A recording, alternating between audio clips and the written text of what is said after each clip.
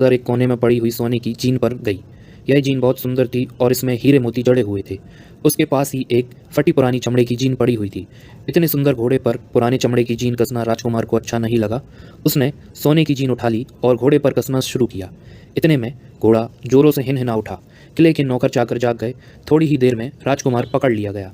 राजकुमार को सिपाहियों ने हाथ बांधकर अपने राजा के सामने पेश किया। राजा ने सारी बातें सुनकर कहा, तुमने मेरे घोड़े को चुराने की कोशिश की है, इसलिए तुम्हें फांसी की सजा दी जाएगी।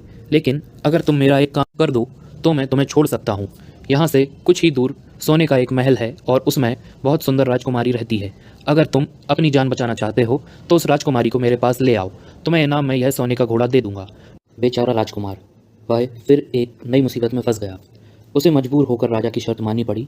अब वह सोने के महल की खोज में निकला। कुछ दूर चलने पर फिर उसे वह लोमड़ी मिली।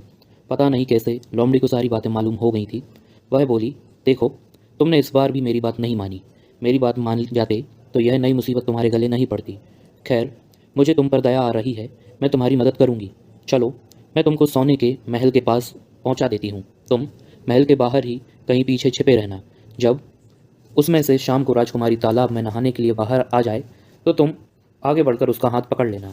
जैसे ही तुम उसको छुओगे, राजकुमारी तुम्हारे साथ आने के लिए राजी हो जाएगी। लेकिन एक बात याद रखना, तुम उसको वहाँ से अपने साथ ले आना। उसे वापस महल में मत जाने देना। वह तुमसे कहेगी कि मैं अभी अपने माता पिता से मिलकर आती हूँ, लेकिन तुम उसकी बात में मत आना, वरना फिर मुसीबत में फंस जाओगे।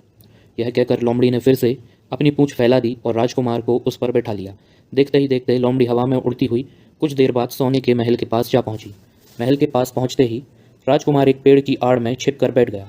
शाम को जब राजकुमारी नहाने के लिए किले के बाहर आई तो राजकुमार ने हिम्मत करके आगे बढ़कर उसका हाथ पकड़ लिया। उसके पूछते ही राजकुमारी उसके साथ चलने के लिए तैयार हो गई। वह बोली, राजकुमार, तुम मुझे जहाँ भी ले जाना चाहते हो